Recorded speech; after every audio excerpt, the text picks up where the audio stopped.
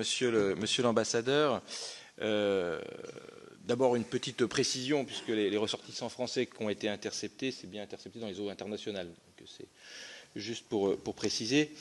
Monsieur l'ambassadeur, moi je vous ai écouté. Depuis le début de l'opération de Tsahal à Gaza, au lendemain du 7 octobre 2023, le gouvernement israélien affirme, et vous l'avez redit, que son objectif est de détruire le Hamas et de libérer les otages. Un petit rappel quand même, la colonisation des territoires palestiniens est en œuvre avant le 7 octobre. Mais derrière ces objectifs, qui sont effectivement louables, on voit bien que la réalité est tout autre. Votre armée a déjà tué plus de 54 000 personnes. On peut jouer sur les chiffres, d'où ils viennent. Le meilleur moyen, ça serait d'accepter en fait que des observateurs puissent se rendre sur place. Mais sans compter les centaines de milliers qui sont affamés, blessés et déplacés, parce qu'il y a bien des déplacements de population et des déplacements sans fin, vous ne pouvez pas dire qu'ils sont tous des terroristes du Hamas. Quant aux otages, leurs familles dénoncent depuis des mois leur sacrifice par le gouvernement israélien. En réalité, monsieur l'ambassadeur, je vous ai écouté, mais votre version, elle ne tient plus. Encore plus, je l'ai dit, en refusant tout observateur et en faisant l'opacité totale sur ce qui se passe à Gaza. Et le voile sur vos intentions réelles s'est dissipé en réalité depuis quelques mois. Rupture du cessez-le-feu mi-mars, soutien de Benyamin Netanyahou au plan de Donald Trump, accélération des annexions des colonies en Cisjordanie, toujours évidemment en opposition totale avec le droit international. Depuis le 5 mai, le gouvernement israélien assume enfin son véritable but, la conquête de Gaza et le départ, soi-disant volontaire, de ses 2 millions d'habitants. Les opérations militaires avec l'appel de 60 000 réservistes et le grignotage du territoire témoignent de cette volonté d'annexion.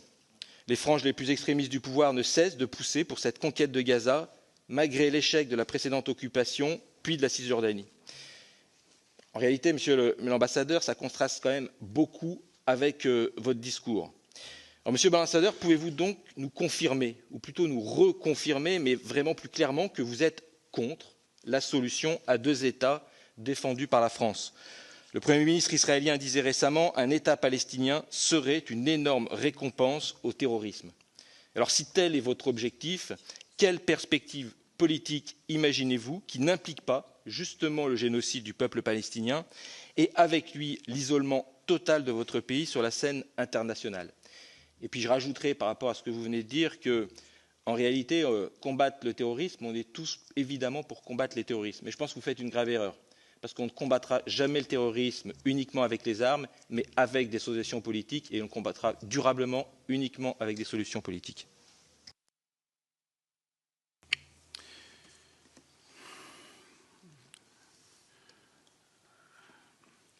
L'utilisation du terme génocide était, je m'excuse, mais est vraiment regrettable.